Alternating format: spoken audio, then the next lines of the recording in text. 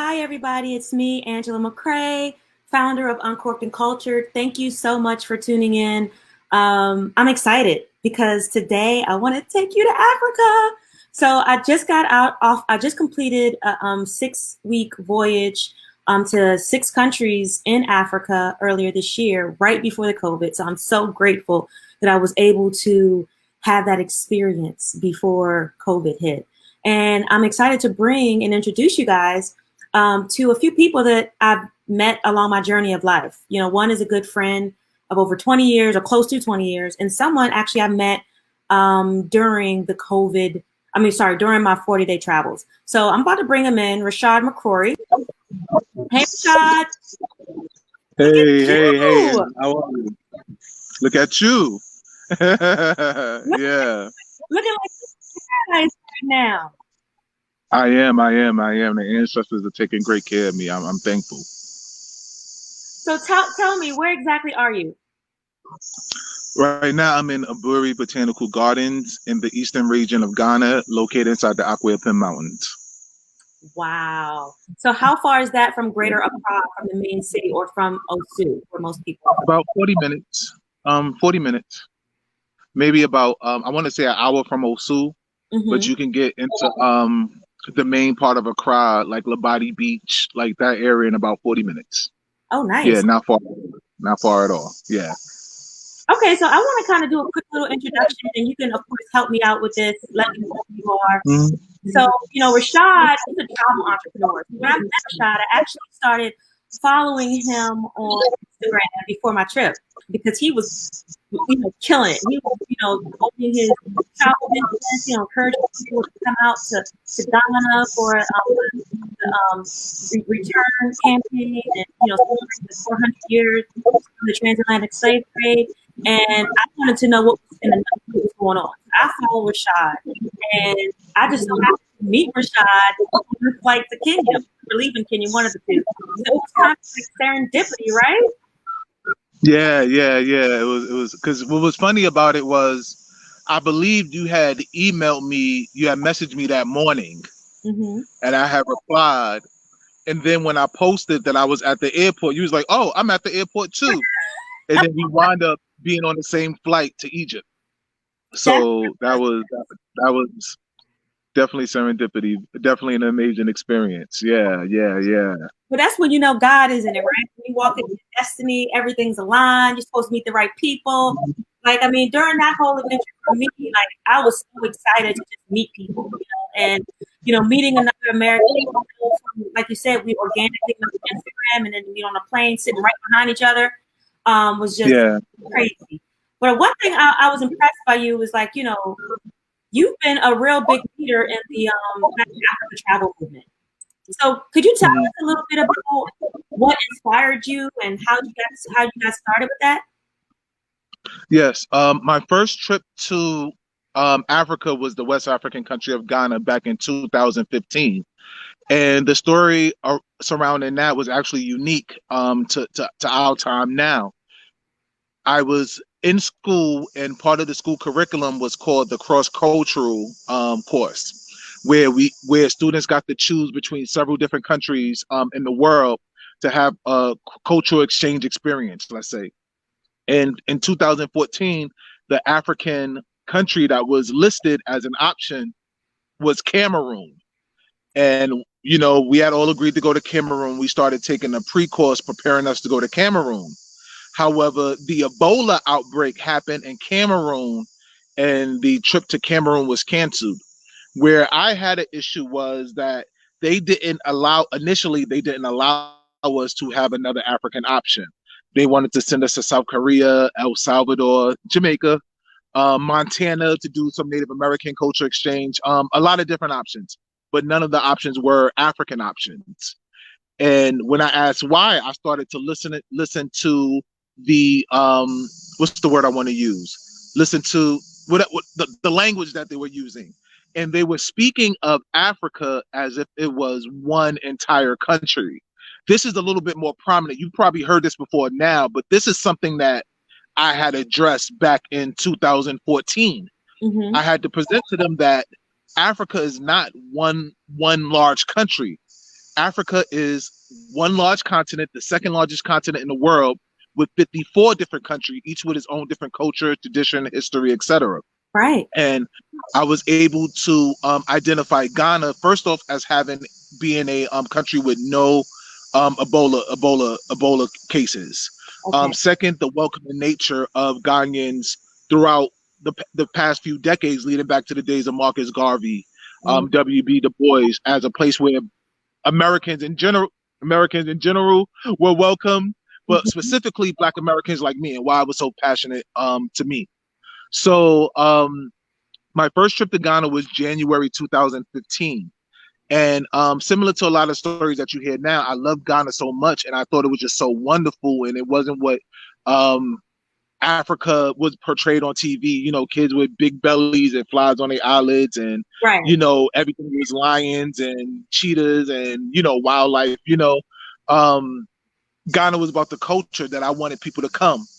In my personal life, I was a party promoter during that time and years before. I was already about I'll say like a B plus level party promoter.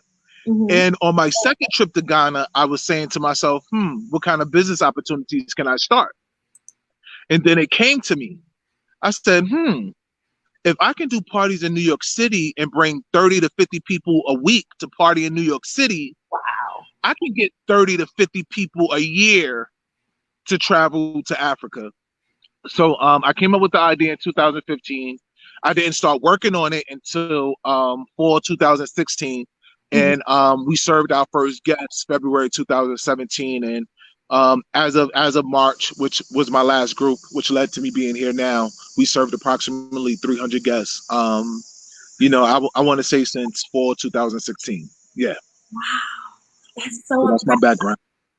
That's so thank you. And and that just says a lot of your entrepreneurial spirit. I think someone mentioned there's a little bit of feedback when I talk. So I don't know if you can bring your speaker down a little bit, maybe mute. Whatever is that better? Yeah, let's see. Let's go with that and see if we still get any any feedback from that on our comments. So so one thing that I did. So you're a Harlem native. You did mention that. So what was the cultural difference for you, like as you navigated, your first, right now while you're in Ghana, you're used to your Harlem roots, and now here you are in Ghana. And you've been there for like over 70 days now, right? Yeah, I think today might be 79, day 79, maybe 80, 79, I think. Yeah. What was crazy about that is I had only planned to be out here for about 2-3 weeks. And here I am, fastly approaching month 3, fastly approaching week 12. So the ancestors are with me. Everything has been a blessing, and I'm happy. It's definitely a stark difference. I'm a city man. I'm from Harlem, born and raised in Harlem, born in Harlem Hospital, and here I am now, barefooted. Let me see if I can flip the camera. Barefooted, earthing with my books. With my books. That's what I'll be doing. I'll be reading. I'm always studying something. Success is not an accident. Yeah, success is not accident. I always say success or luck happens when preparation meets opportunity. Absolutely. So I'm always, preparing, learning, studying, and times like these, when world crashes like these, I already had my game. I already knew what to do. I already knew what to do. So all this was, it wasn't easy per se, but the plan was already in motion. Executing a plan has been hard work, but it wasn't hard coming up with a plan because I already prepared myself on many different levels. But I'm picking fruits off the trees and vegetables out of the ground. I'm walking around with no shoes, earthing. I already displaced my rubber soles because I've been doing more studying on the benefits. So what I notice about each country that I visit in Africa is that each country tends to send me back with a different blessing. So I always try to be mindful of what each country is speaking to me. So I'm excited to see the long-term internal impacts of Ghana. Ghana always helps me become a better person, a better spirit, a better being. I always, you know, some things it's automatically, but something about Ghana, I'm always popping up 3 months from now, 6 months after a trip. Like, I don't do that no more. Hey, you know, it's always after Ghana. Egypt, I always come up with some great idea. You know, with the pyramids and the tombs and the Nile River and the energy, I feel like it just turns my brain. But each country seems to, you know, spark me in some different way. So I'm excited to see what the, you know, lifelong, long-term impact is going to be on my life. Wonderful. But I'm just living. I wrote an article. I'm living what is the African dream. You know, I'm sitting here pitching. You know, everything is natural. Everything is natural. Yes. Let me share a funny comment that I had that I got on my page one time. You know, we draw out here. The water runs sometime, but other times I have to go to the well and get water from the well, or just fill up my water bins. Let me see if I can show you. I don't know if it can zoom, but fill up my water bins. Can it zoom? Am I zooming? No, it's not zooming. All right, don't worry about it. I'm gonna come back to me. See the house. I'll come back to me. But I fill up my water bins, and you know, sometimes when it's low, you know, I'll be like, how am I gonna fill up my water bins? And I actually filled it up one day during a thunderstorm with rainwater. Oh. And somebody made a comment on my page saying, "Oh, you have to wash with rainwater. If that's the African dream, you could save it." The first thing that came to my mind was, well, you're from the city, because you know, I looked at the person page. You're from the city. City rainwater with smog and cars and factories and all this going into the clouds is different from rainwaters in the middle of the mountains, in the middle of a garden in paradise, and during COVID-19 where nobody's driving. These are two totally different environments and atmospheres. And you know, that's something I want you to talk about. I want you to talk about that, like, you know, why Black Americans should visit Ghana and why we need to debunk some of these myths and kind of attitude towards. Yeah, because you know, some places is best to see for yourself, because, you know, even now, like when I hear certain dialogues, I'll tell you about some of the funny dialogues that I've read and saw in African media outlets. Somebody made a comment. Watch in the movie 10 years from now, America will create a movie where they solely, single-handedly created the cure and saved the world from this pandemic. Or why does the West or Northern Hemisphere? That's actually something that I've that sounds like a motorbike. I wonder what it looked like. Yeah. Anyway, or watch the Northern Hemisphere, because I always think of like West, whatever, the West, America, the West. But I'm even learning more about the differentiations between Northern and Southern Hemisphere. Okay. So watch you know, why does the Northern Hemisphere always tend to think that they need to save the world, or they're the only viable option for anything? Right. So exactly. Yeah. So what you then start to learn is that there are countries with all Black people in it, in this case Africa, for the Black American, for the African American, because we're not Caribbean, you know, we're not Jamaican. Our grandparents, you know, we're not first and second, you know, generational Jamaicans or Haitians or Trinidadians or St. Lucians or St. Tomians, you know. I used to laugh at people from I can't remember the name right now. I used to call them Canetians from St. Kitts. I used to be like, y'all call kittens, but you know, we don't know what it is to be in a all Black country or island or region. So when me being from Harlem and all through New York City and all through all types of cities throughout America, I'll give you another example in a minute. When we go to our stores, we see Chinese stores open by the Chinese, Indians with 99-cent stores. Mm-hmm. We see Yemens and Latinos monopolizing the bodegas and the corner stores. Right. We only have Caribbean stores, which technically to the Black American is not our stores, and male barbershops. Male barbershops is the only thing that the Black American really has a monopoly on. Mm-hmm. We can't even say hip hop because we don't own hip hop. Jews own hip hop. We may have a monopoly on the artists, and just like basketball, we may have a monopoly on the athletes, mm-hmm. but it's not really ours. So coming to Ghana in most sub-Saharan African countries. I say sub-Saharan meaning anything under the Sahara Desert. So I'm not counting Morocco. I'm not going to knock on Morocco. I think Morocco's overrated, especially if you're not Moorish. But not Morocco, not Algeria, not even Egypt. Once you start getting into sub-Saharan Africa, with the exception of South Africa, it's all black. All the businesses are black. Yeah, you may have Lebanese and you have Asian construction workers, and we all know the stories about Africa, not owning their resources. But when you comes to the country, the billboards are black, all the stores are black, all the employees are black. Even when it comes to transaction our money, in Black America, Latinos usually be in the check cashing place because they need bilingual. So when you're here, you start seeing what black people can do. In this case, Africans, but you start seeing that, yes, blacks, we can own too. We don't only have to be consumers. Wow. I go back to the Ferguson riots back in 2014, and I remember Fox News had a special where they would talk about the owners of the businesses that were being burnt down, and how they say, oh, black people, we always burn down our communities and our stores. Those don't be our stores. Maybe I'm radical with it, but those don't be our stores. So it was a panel of about 20 business owners, about 15 non-blacks and 5 blacks.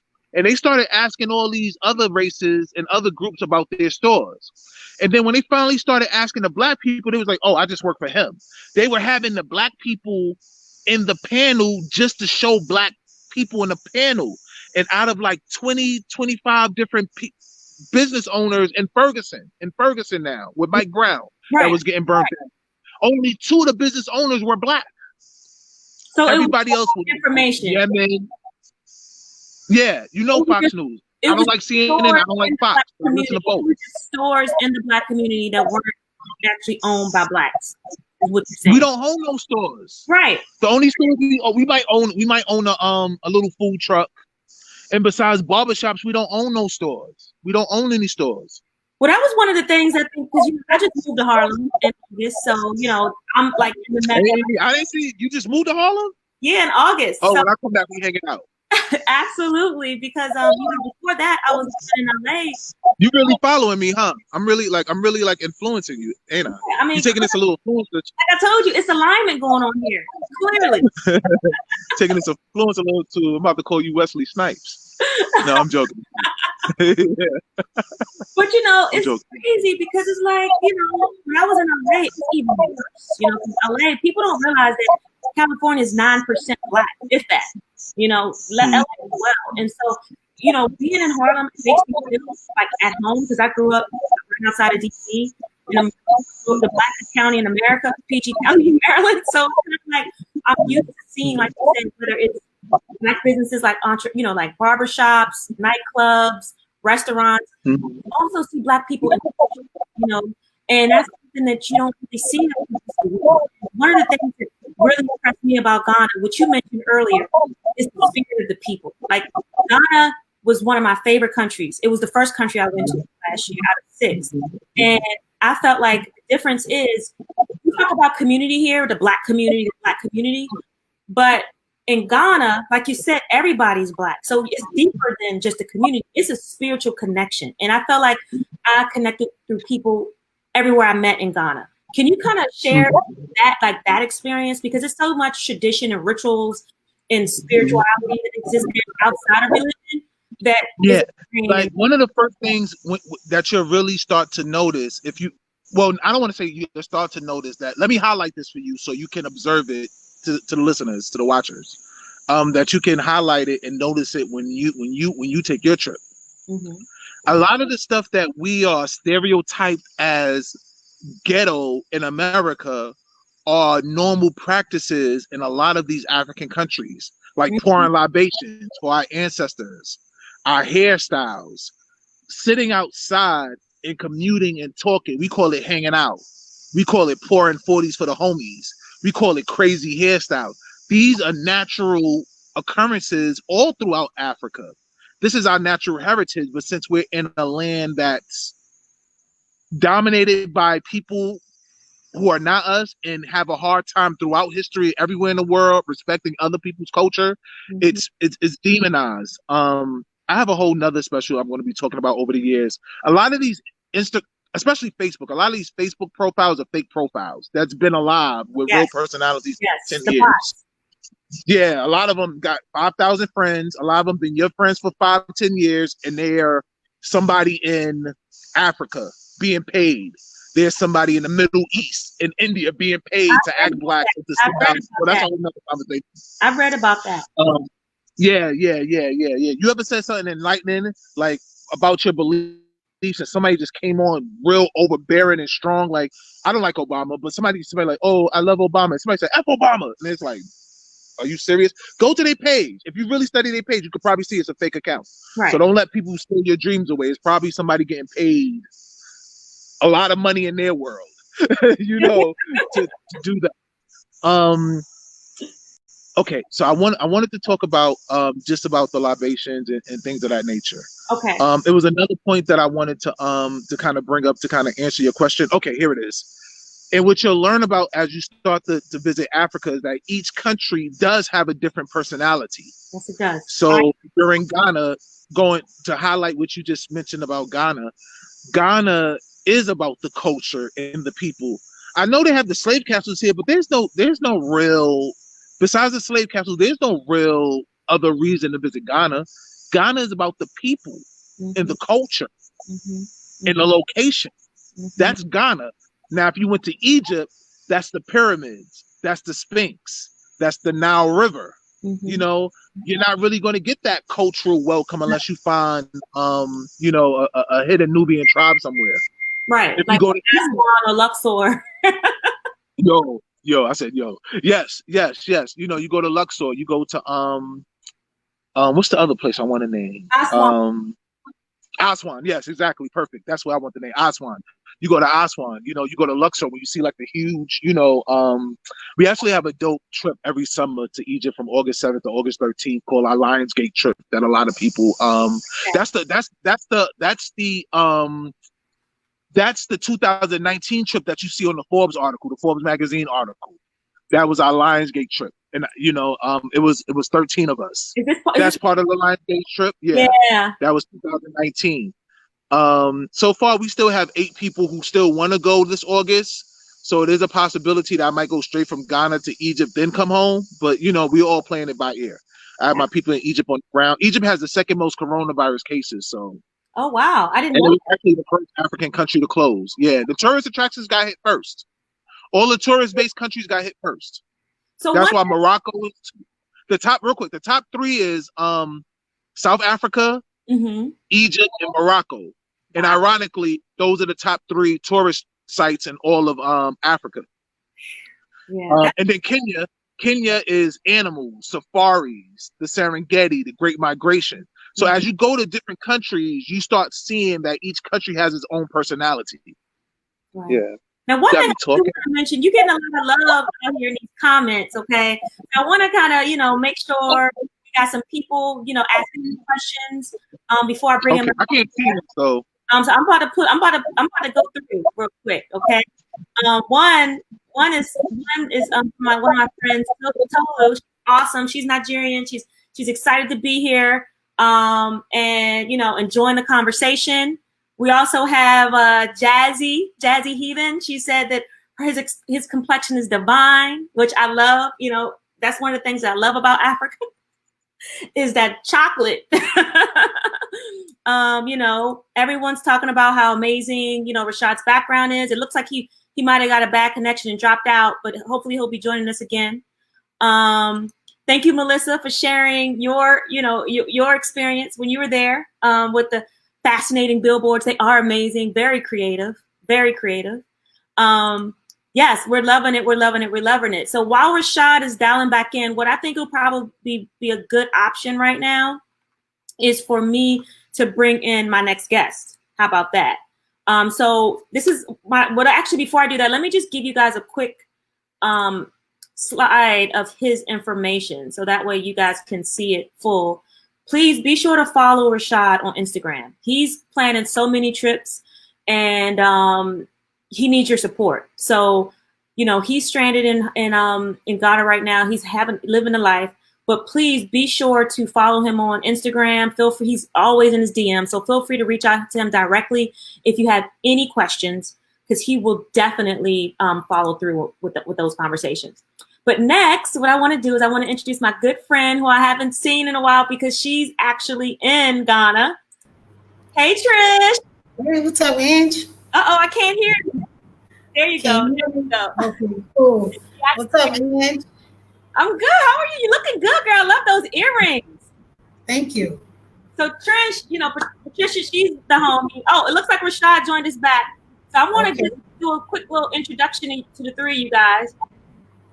Let's see here. Sorry, I started playing with buttons. I wanted to see the chat to see what questions you was looking at, and I started playing with buttons. No problem. Sorry about that. So I brought Trish in the meantime. So Trish, please meet Trish. Both of you guys are in Ghana right now as Americans. This is exciting for me because, I've known Trish for over almost 20 years. Rashad, me and you are clearly aligned. So if you got people, I haven't asked any specific questions, but I would love for you guys to really kind of talk about. Oh, there goes Rashad's pet. But I got so many animals that follow me here. Yeah. So Trish, where are you at in Ghana?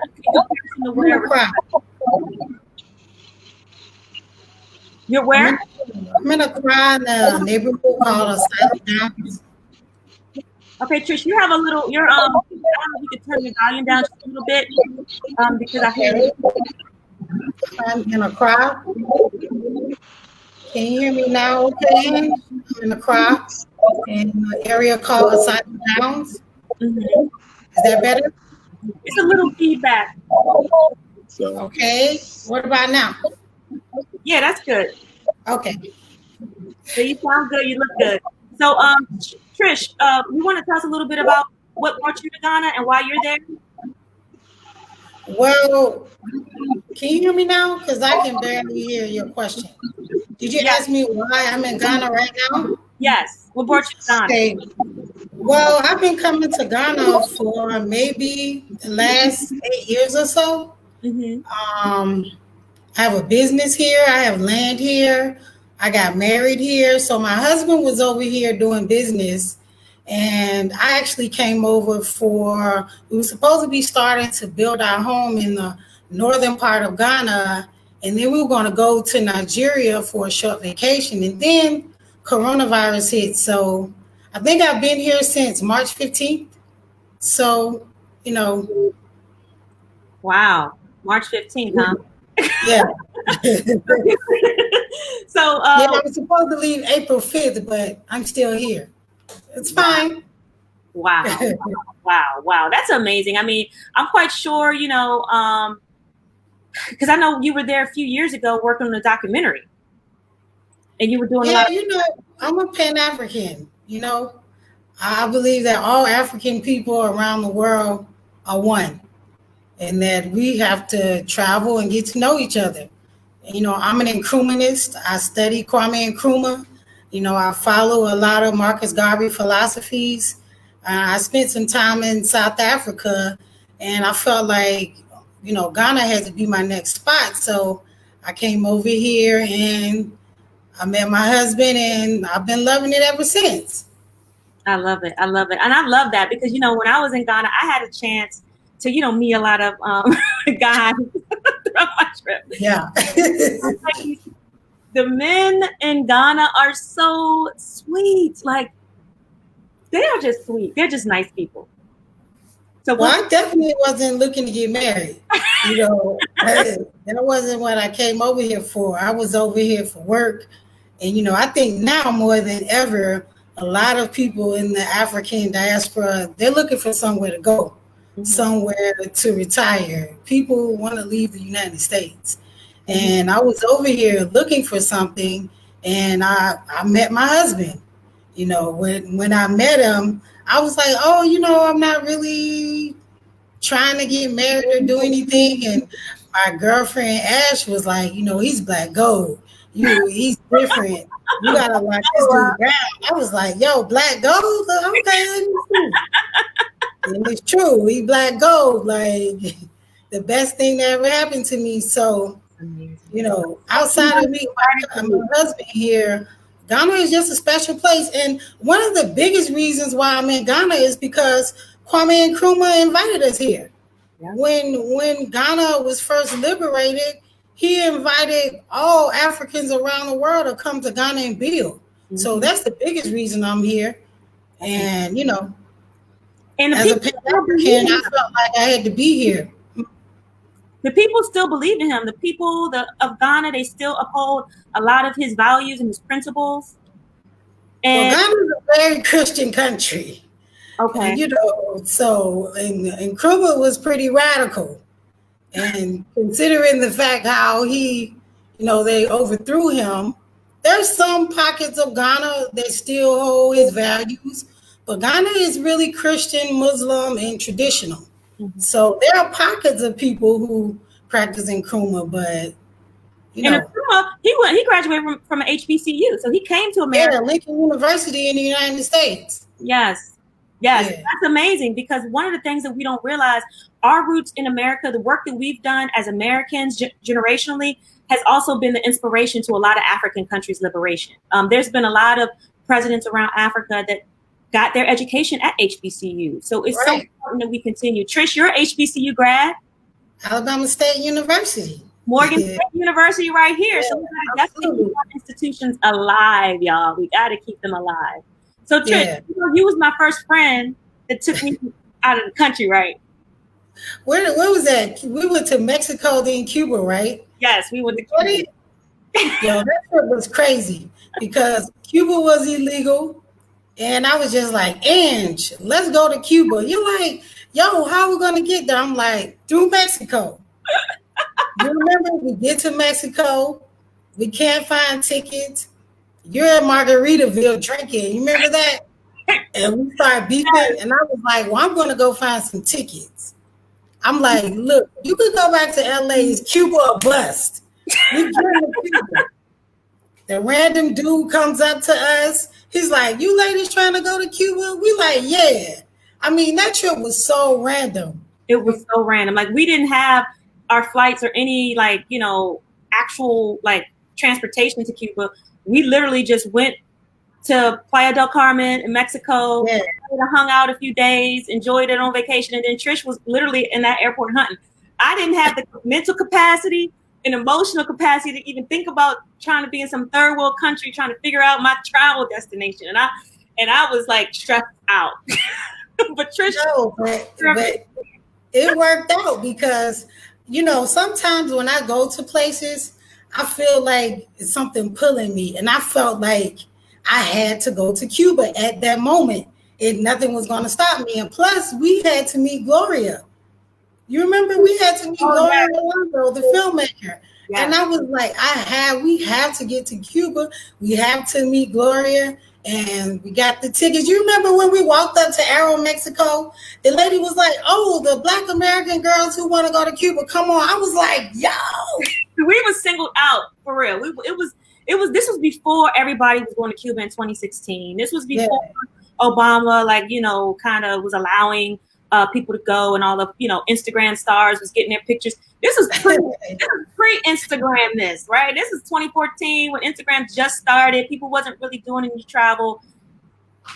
And it was an adventure for sure. And we was living like it was a good trip. But do you remember on the trip when we went to the film seminar with Gloria? And then when we were all dressed up, and then when we got there, Gloria was like, the African delegation has arrived. And we was like, where? She was like, it's us. I was like, okay. So that's Gloria real quick, because people may not know that she did Assata's documentary. So can you give a little backstory on that? Oh, okay. Gloria Rolando is an Afro-Cuban filmmaker who she's recently doing a documentary about a black school in Baltimore, a black school of nuns that educated African Americans when nobody else would. But historically, Gloria is most known for doing a documentary on Assata Shakur when she first got to Cuba in exile. So we were so excited to meet her. And as an aspiring filmmaker, we just wanted to spend as much time with her and soak up all that good information. It turned out to be a really great trip. She was. And I know we didn't, bring everybody here to talk about Cuba, but our friendship was rooted there. Like we've been a lot of places all over the country here in the United States. That was our first international trip together. And I just wanted to kind of bring that experience up because you inspired me. You've always inspired me with your persistence, your creative thinking when it comes to being in this media game. I mean, me and Trish, we used to work in broadcast news together. She still works as a journalist. She's still hustling. I kind of pivoted a little bit, but I'm still in the media space. But I was able to transition to DC from Baltimore, working in a local station because of Trish. She connected me at C-SPAN. She connected me. Oh, that's right. Yeah, girl, you got me my start in DC. So I just want to tell you that I'm grateful for that. Oh, and you also that's what we're supposed to do.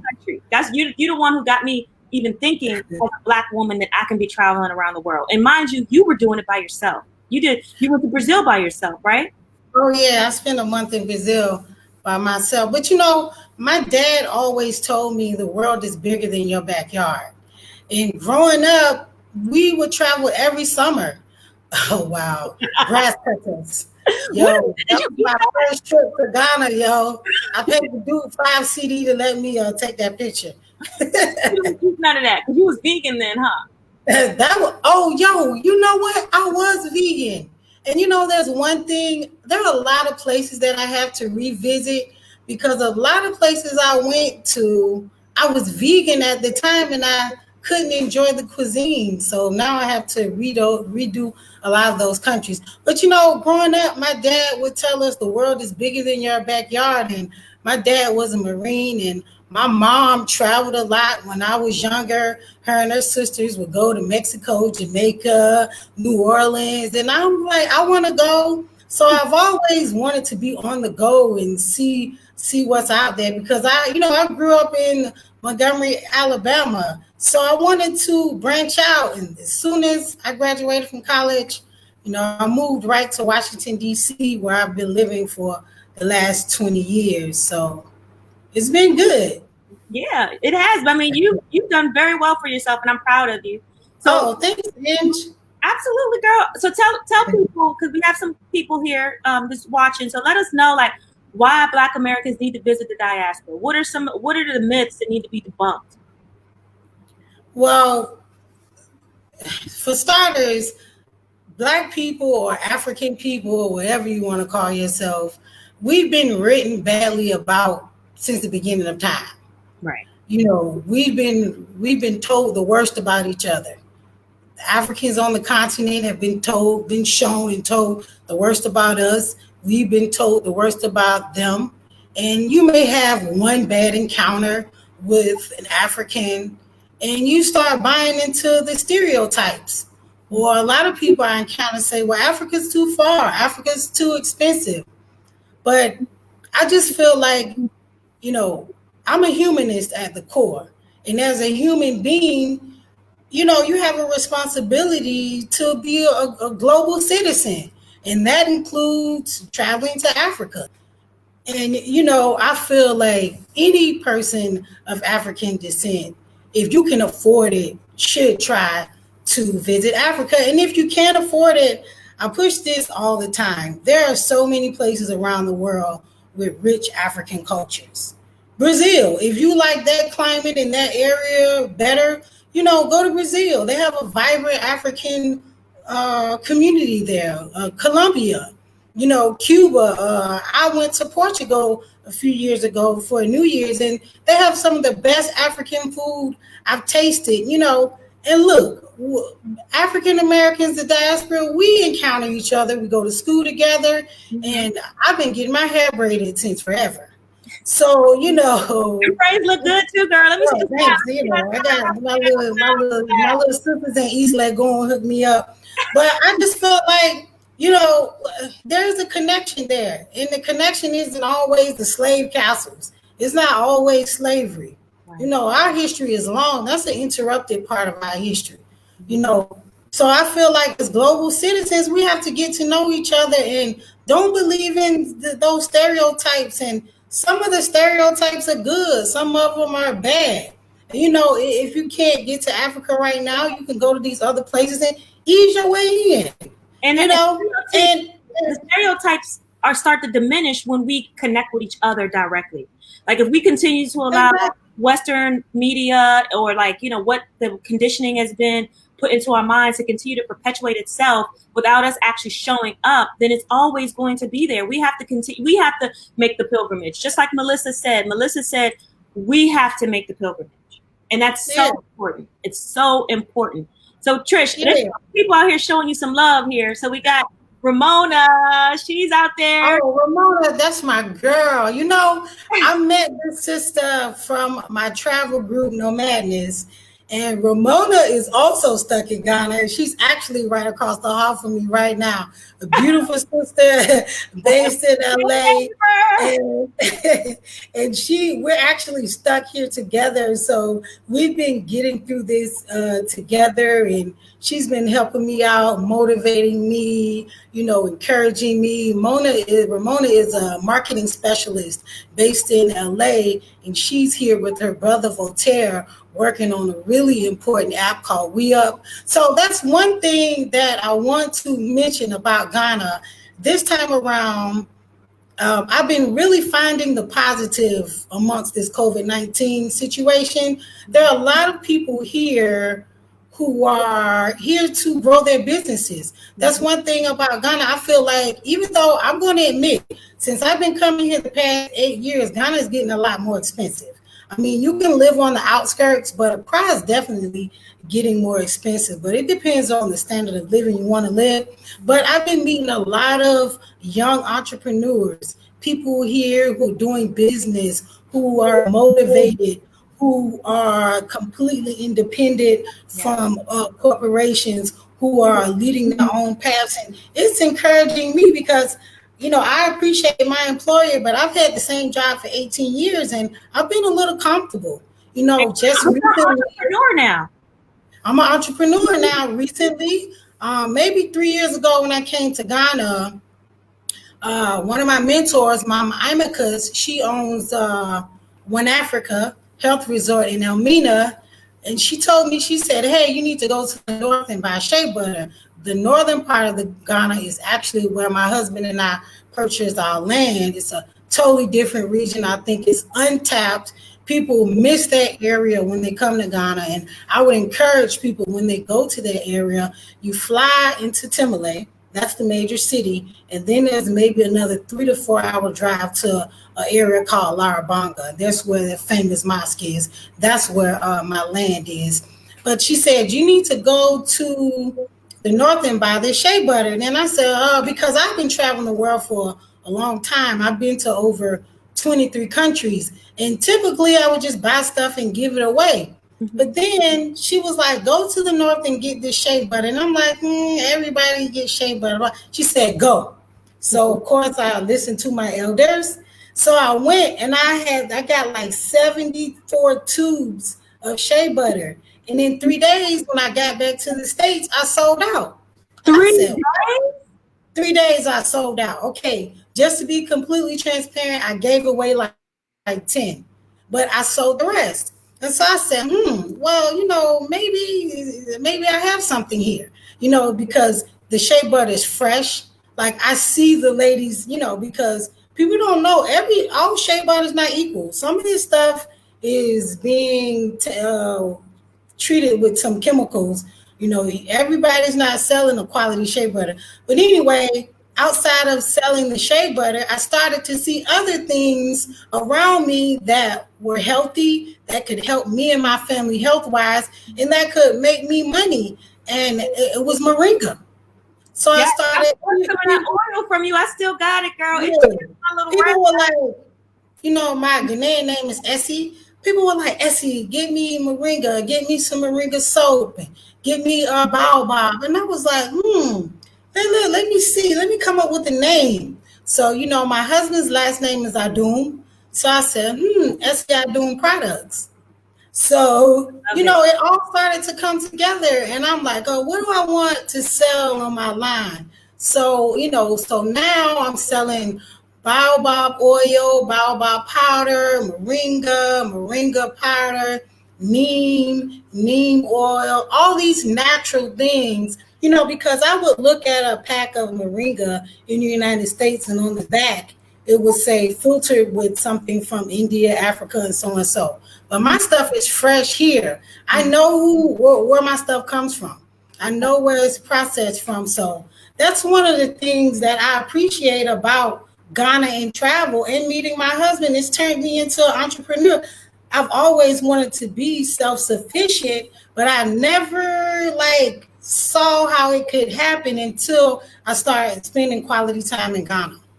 Wow, Trish, I'm so impressed. And I'm telling you, your products, I still have some, but I think I need to get some more because please do. Because I've been in Ghana for almost 2 months, and trust me, the budget is blown. All right. So I'm definitely gonna make sure y'all follow her on Instagram. I put the banner up earlier because we need to make sure we're supporting. And I was hoping Rashad could come back on because I did want to talk about something specifically. I don't know. He looks like he dropped back out. But please, y'all, if y'all have questions, put them in the comment box. We have about 15 more minutes to continue this conversation. So I really want to make sure that we get your questions answered. I know we got some people here telling you, Trish, they're inspired by you. Oh, what's up, T? T's my girl from Niger. Yeah. Saudi Arabia doing her thing. I love T. T and I were in Nigeria at the same time, but we never could connect because of Nigeria's traffic is crazy. I still haven't been in Nigeria, but that's definitely on my list. Let me tell you, Lagos, please. Look, one thing I appreciate about Ghana is set up for tourism. Mm-hmm. But listen, Lagos, that nightlife, you can't beat it. You can't beat the nightlife. I love Ghana's nightlife. When I was there for Afrochella in the year to return, I went to the best ever party for New Year's Eve. I mean, it was outdoors. The good thing is it's like you're outside. It's like the music blaring. It's like luxury. Like it was like everybody had their own cabana, table, bottles. That was for Afrochella. That was for Afrochella. Yes, ma'am. Trust me. But no, I love Ghana's nightlife. Here are some spots that I really love when I'm in Ghana. My husband's exposed me to it because he's a DJ too. But I love this spot called Kona. It's been closed down. Most of these spots are closed down. Okay. But Kona, Sue, the DJ there is great. There's a place called Kiki Bees. I love that place. The DJ is great. Republic, that place is cool too. These are all outdoor spots, and I'm a sweater, so I appreciate the outdoor spots with great DJs. So one of the things I did want you to talk about a little bit too is, what are some of the libations? Like I know Rashad was talking about libation pours. I mean, I have today, because it's the afternoon, I'm drinking my green juice. But at the end of the day, it's uncorked and cultured. And I know when I was there, I had a chance to actually drink the ancestral gin or what have you. It's called aperteshi. Yes, aperteshi, girl. I had some or kill me quick. It's just like I grew up in the South. It's moonshine. It's corn liquor. Africans are the originators of liquor making and beer making. We passed this stuff down. So my uncles made that stuff. And if you're from the South, you've had aperteshi, and Mama Imika's calls it kill me quick. I swear when I first drunk that stuff, I was driving down through Cape Coast. We were driving to Takoradi or somewhere, and this dude came out of the bush with a barrel on his head. And I was like, what the heck is that? Yo, I thought I was going to pass out. How much? Then I wanted more. You wanted more. Of course. Because we like to be lit. So when I was in Ethiopia, I once again had something similar. I don't know what the name of it was, but you drink one shot, yo. Another shot. They was trying to get me lit, but I'll tell you one thing, it was amazing. It was an amazing. Yo, I really loved your Ethiopia pictures, and you look beautiful over there. Because the only reason I even went to Ethiopia is because I left my passport in my seat when I was doing my connect to Ghana. And the whole flight, the Ethiopian lady sitting next to me, she was like, "Oh, you need to hang out in Ethiopia before you go to Ghana." I said, "No, I got to get to Ghana." Boom, I left my passport in my seat, forced me to go to Ethiopia. And I spent 3 days there, hired a driver. It was pretty great. Went all over the place. I drank a lot of Ethiopian beer. Yeah. Oh, yeah. I just love how Addis Ababa looks. Yes, it's very like cosmopolitan, a city. People are asking what's the link to get your products? No, I don't have a link right now, but I really want to stress to people, they can call me directly. My number, I'm on WhatsApp also. My direct number is, I'm based in Washington, D.C., so my direct number is 202-329-0296. That number again, because I started in radio, is 202-329-0296. You can call me directly. And, my email address is scidoomproducts@gmail.com. But calling me is the best way. You can send me DMs on Instagram. The information is below. But I'm really new to this business, so I'm still developing my website. I'm still finding my way as a new entrepreneur. So, I'm still in the learning phase, but my products are the best. You can ask anybody who's bought them. So somebody asked about navigating bulk, navigate the buying in bulk. I do everything through my husband. Trustee is not easy, yo. It's not easy. When I first got into it, I would just bring everything back myself. But now, I'm learning about shipping, and I have contacts, I have suppliers, and just in the last year, it's starting to flow really nicely. Nice. So they can also place orders through your IG, just DMing you. Of course. So she's very active on her DMs on social media as well. So, feel free to follow her. Once again, I'll put that up there one more time so everybody can see it there. Yay! So Trish, when's the next? So when are you coming back to DC? I have no idea. Ghana, please. I would appreciate if the borders would be. But look, this COVID-19 situation is so fluid. And that's one thing I appreciate about the Ghanaian government. They seem to be putting the people first, and keeping the borders closed is the biggest way to put people first, not allowing outsiders here. When I first got here, I self-quarantined for 16 days. I didn't want to, because I had just gotten back from Las Vegas working and being in that mix. And I just didn't want to come over here and be that one American that, caused the issue. Even though I don't have it, I only went out at night, very late at night, to get some exercise. But I have a ticket for June 1st, but okay. I really don't know. I had a ticket for April 5th. I had a ticket for May 5th. I had a ticket for May the 18th. So it's whenever things open back up is when I'll be back. I have no idea. But I'm ready to come back, though, because I've been craving Chick-fil-A. I know that sounds crazy, but that's just the absolute truth. I can't eat anymore watching. You are giving Chick-fil-A's commercial right now. Can we talk about the African diaspora? Chick-fil-A's in that check. I'm done eating jollof rice. I'll tell you that. Well, I'm going to be honest with you. I love West African food. Like, I think between all the food that I had, my favorite was Ghana and Senegal. Senegalese food.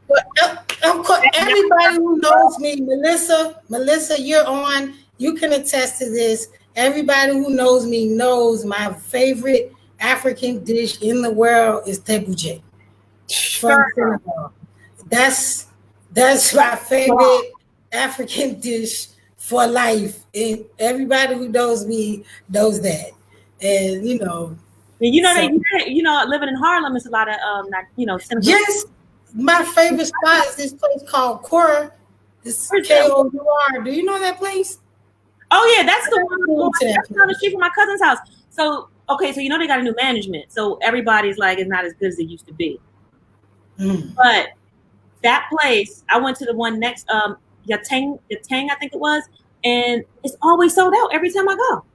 Yeah, you gotta go early. When the Africans say it's finished, you just gotta leave. And that's okay. So you know. And you know, being from the United States, you be like, it's finished. What does this mean? Go to the back and get some rice and some yams. What do you mean it's finished? Right. Like, I don't understand that. Another thing we don't understand is how long it takes for them to give us our damn food. I remember, and that's one thing when you're in Ghana, you just gotta like, time don't exist. You just gotta be like, okay, just go with the flow, be peaceful, and just know that when you get it, it's gonna be piping hot and it's gonna be cooked. Exactly. It's gonna be fresh. You know, one of my favorite dishes in Ghana, people don't talk about this enough because it's apparently like a village food, whatever that means, is palaver sauce.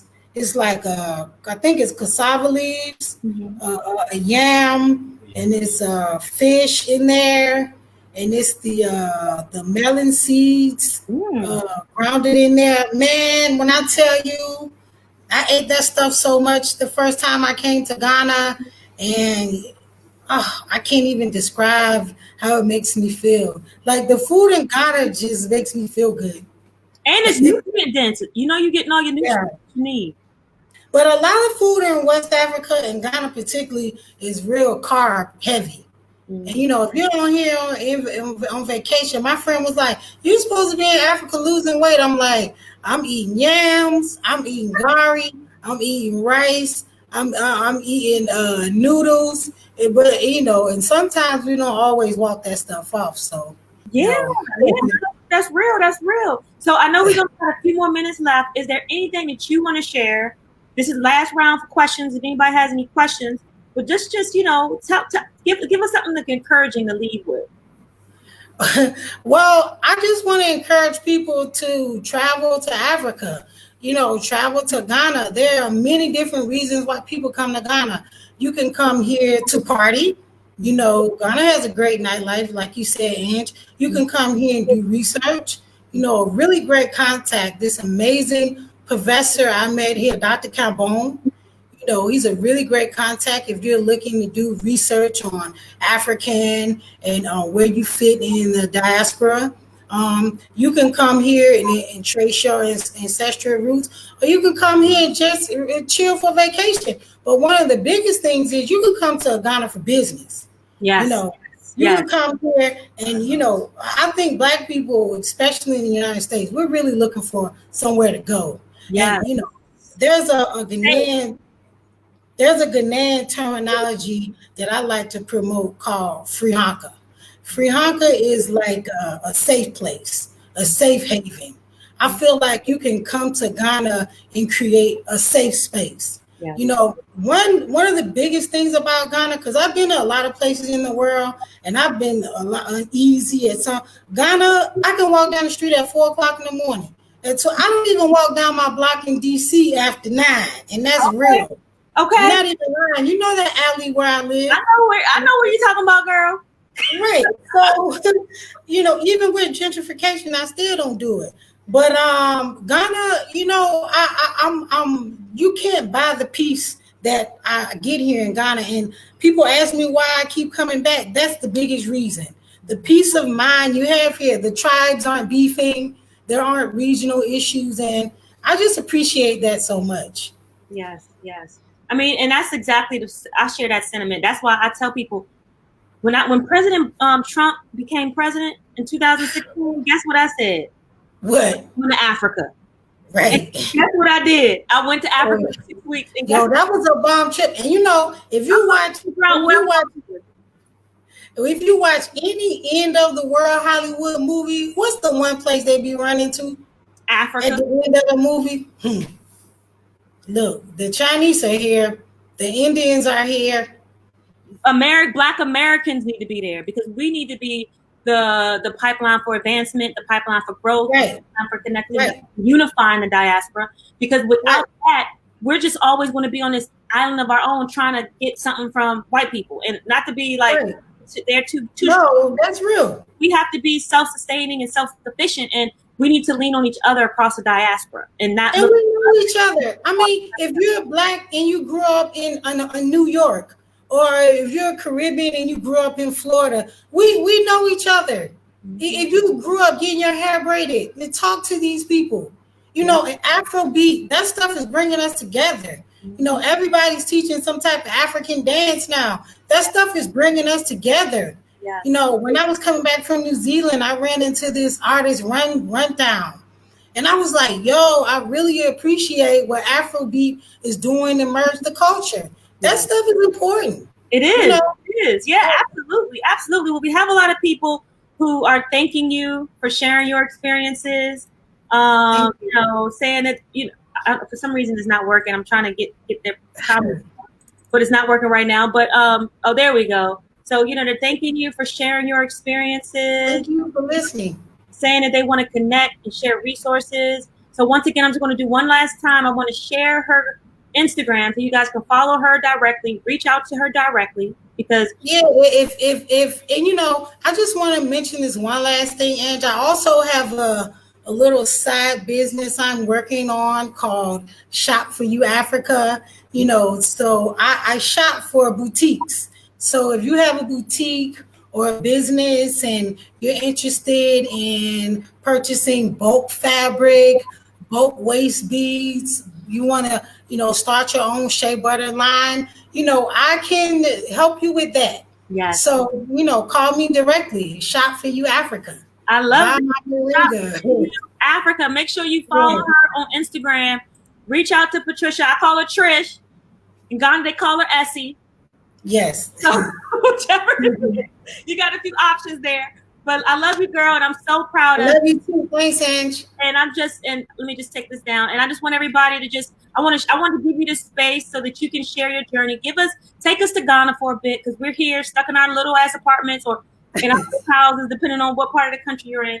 And just really, really provide space, you know, for us to connect the diaspora. And I really hope that people will share this with their, you know, their friends. I'm going to upload it to YouTube. So make sure you use the hashtag and subscribe to the YouTube channel as well. All right.